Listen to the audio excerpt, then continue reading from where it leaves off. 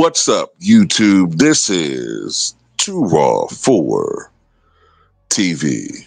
All right, before I get into this video, shout out to the brother Gizmo for the donation to the channel via the Cash App. I saw your video request, and I'll talk about that situation very early tomorrow on YouTube. So salute to you for bringing attention to a very serious situation going on with some people.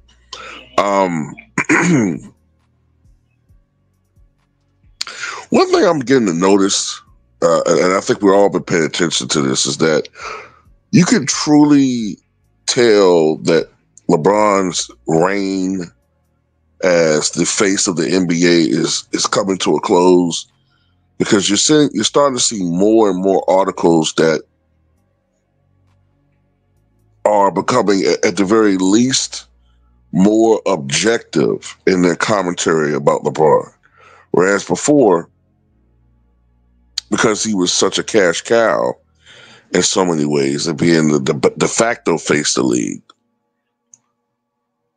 you know, the NBA doesn't want to tarnish his product, you know, its supposed star. So, you know, you saw this machine that was protecting him 24/7, constantly praising him, and unfortunately creating this cult that we have to deal with on a daily basis.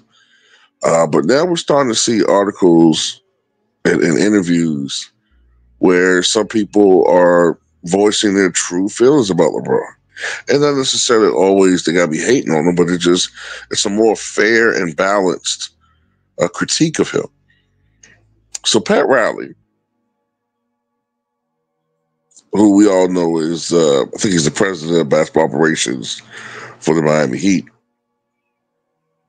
and a former coach of Miami Heat, said in an interview a little while ago that as great as LeBron James is, right, he said he was nothing before he joined the Miami Heat. And I'm paraphrasing a little bit, but basically he said before LeBron arrived in Miami, he was banging his head against the wall, and he couldn't figure it out. He couldn't figure out how to win, putting up numbers, but it wasn't translating to actual winning. And basically, it was the Miami Heat that showed LeBron James the blueprint for winning basketball and for winning series and for winning games when it counts in the postseason. And I think that's 100% correct. You know, the first year that that team got together, they were the prohibitive favorites to win a championship. You know, we all remember the much ballyhooed decision spectacle that aired on ESPN, and when the team was announced, when they made a debut, I should say, on that stage, and LeBron promised not one, not two, not three, not four. The expectations were that they were going to be one of the great dynasties in the history of the NBA. And while they did win 2 championships,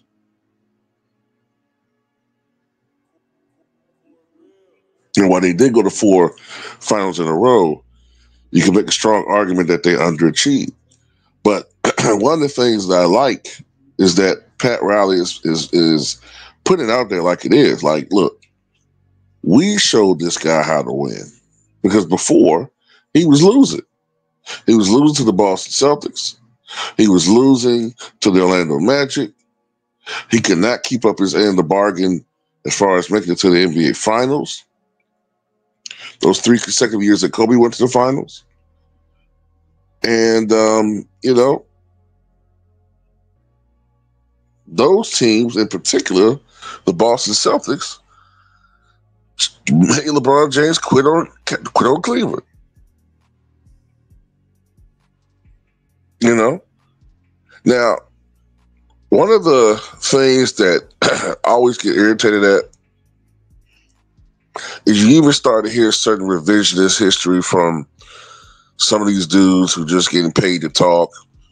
they'll say stuff like, well, LeBron never played with a prime version of Wade. They make it seem like Wade and Bosh, right, who were in the same draft with LeBron, mind you, somehow they were no longer in their primes. They were role players, not very good.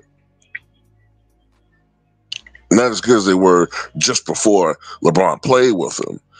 And, as a consequence of that, LeBron had to take on the responsibility, the mantle of being a leader, et cetera, et cetera. When in reality, LeBron couldn't make those adjustments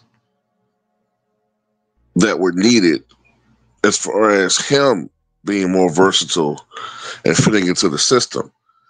Everybody had to adjust to LeBron. Wade had to learn to play off ball. Bosh had to learn how to be more effective on the perimeter, defense-wise, scoring-wise.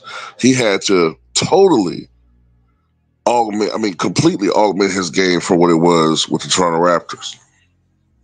And he never got the props he should have for having augmented his game that much.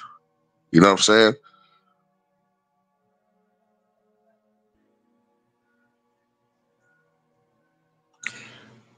And when he went to Cleveland, after his experience with the Miami Heat, LeBron was a better player. I give him that.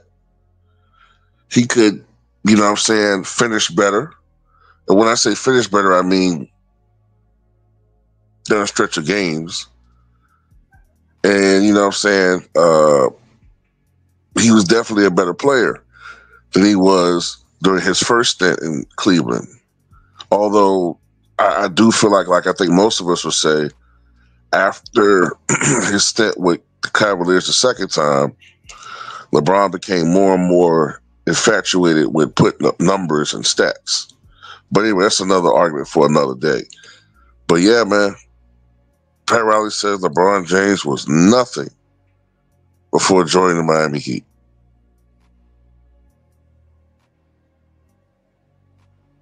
That's Pat